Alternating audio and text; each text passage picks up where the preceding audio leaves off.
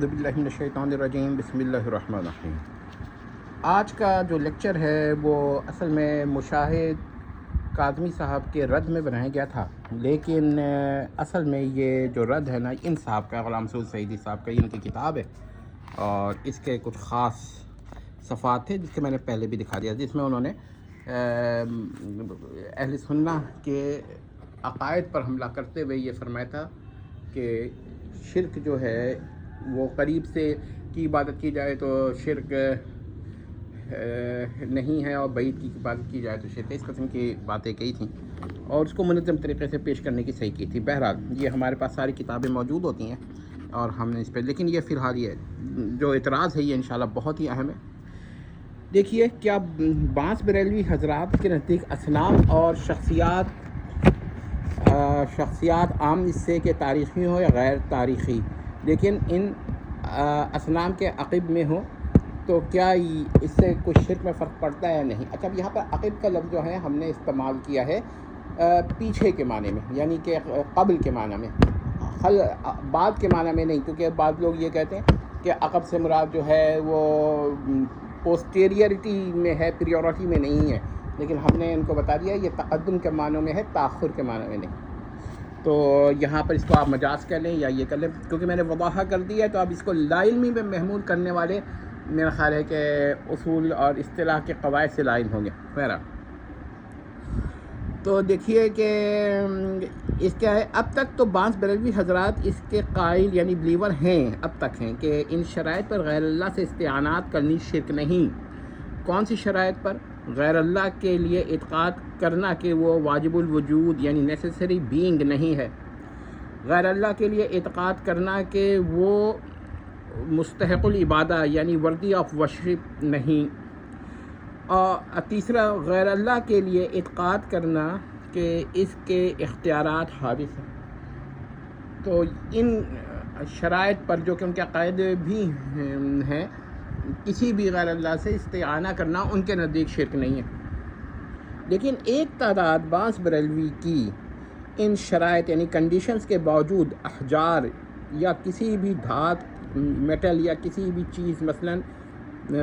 Mid یا clay کے بنے ہوئے اصنام کا استثناء کرتے ہیں، یعنی ایکسیپشن کرتے ہیں۔ مطلب یہ ہے کہ کچھ بانس بریلوی حضرات بہرحال ایسے ہیں جو کہتے ہیں کہ ان شرائط کے باوجود اگر آپ بت سے کسی بھی مطلب وہ استعانہ کریں گے تو یہ شرک ہو جائے گا، اگرچہ یہ شرائط ملحوظ ہو، اس کو آپ معبود نہ مانیں، اس کو آپ حادث مانیں، اس کی اختیارات کو حادث مانیں، کسی کو واجب نہ مانیں، اس کے باوجود اگر ان سے استعانہ کریں گے تو یہ شرک ہو جائے گا۔ تو ان قواعد سے استثناء کرنے پہ مجبور ہیں۔ یعنی اصنام، آئیڈلز اور مجسمات یعنی اسٹیچوز سے اعتقادات اور شرائط مذکورہ کے باوجود استعانات یعنی اسسٹنسز جو ہے نا ان کے نزدیک شرک یعنی پارٹیسپیشن ہے، پارٹیکنگ ہے۔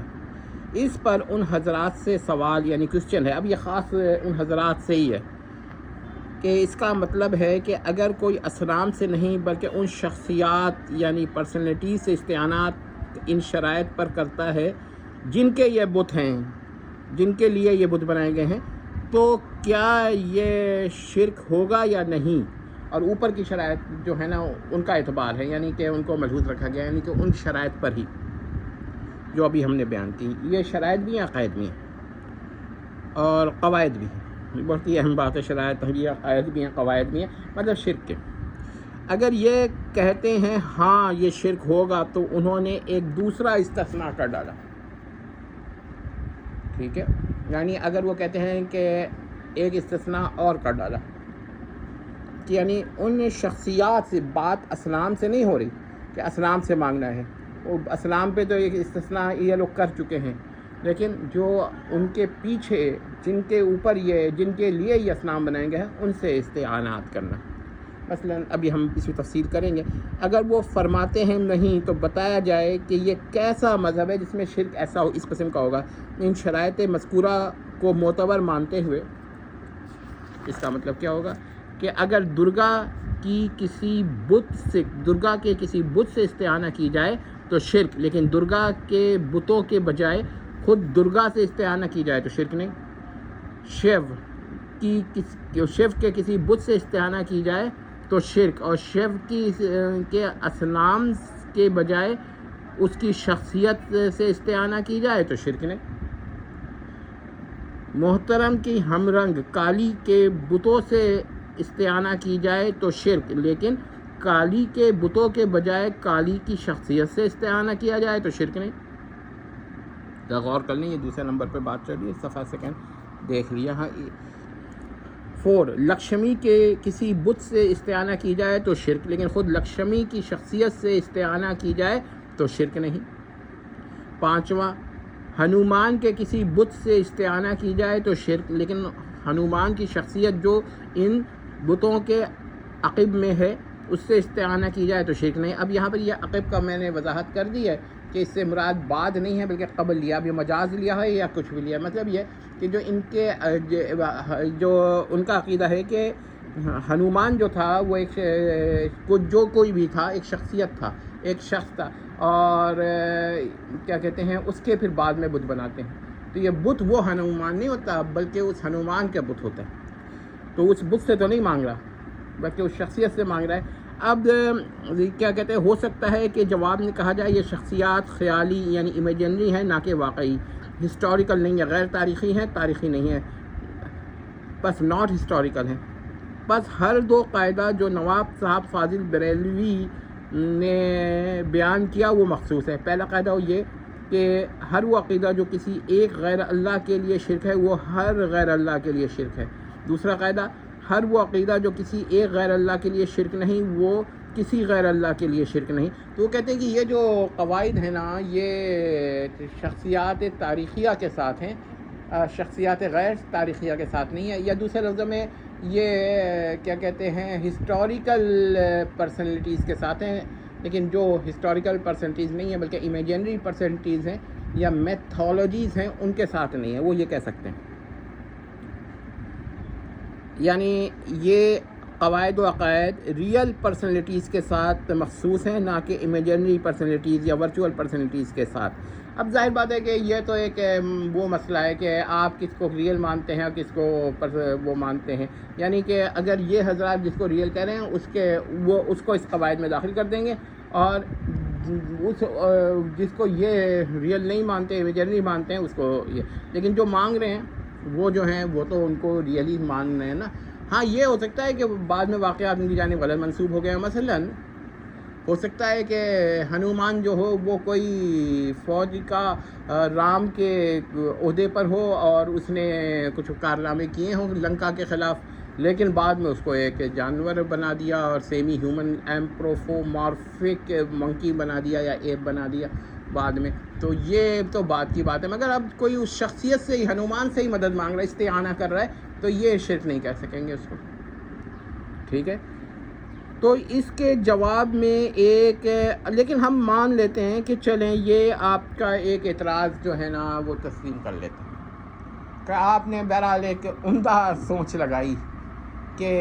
اس قسم کے دو کیا کہتے ہیں پرسنلٹیز کا فرق کر لیں۔ تو اس کے جواب میں ایک الزامی جواب ہے، دیکھیے شیخ محی الدین ابن عربی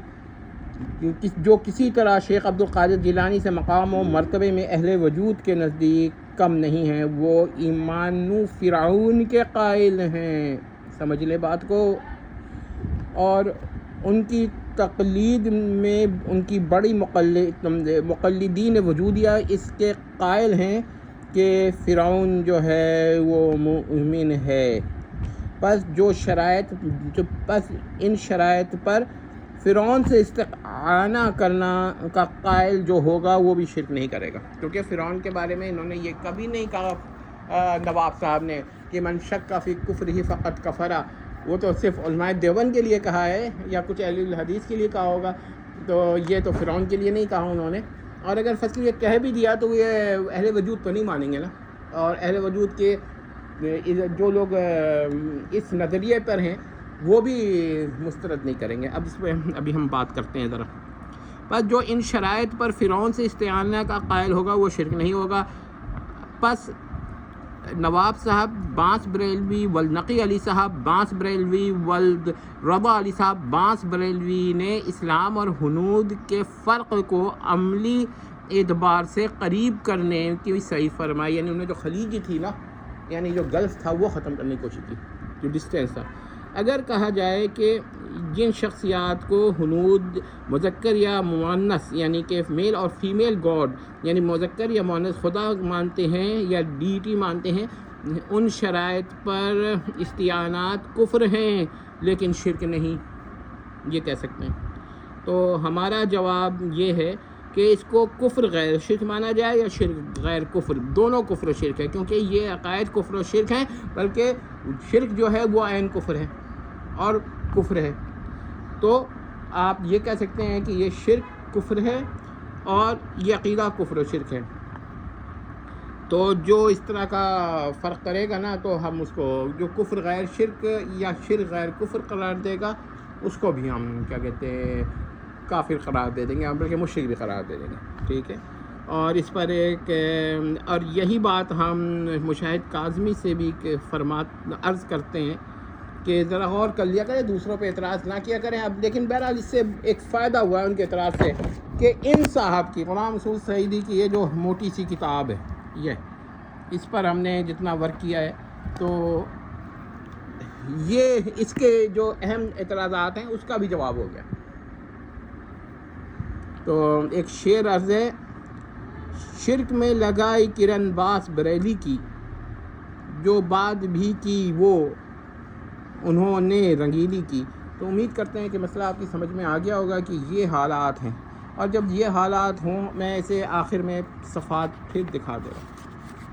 یہ ذرا دیکھ لیجیے، آپ لوگ پڑھ سکتے ہیں تو پڑھ لیجیے گا۔ بہرحال اگر کوئی عالم اس پر غور کرے اور بھی بتوں کے اوپر ورک کرے نا، تو ہم اس پہ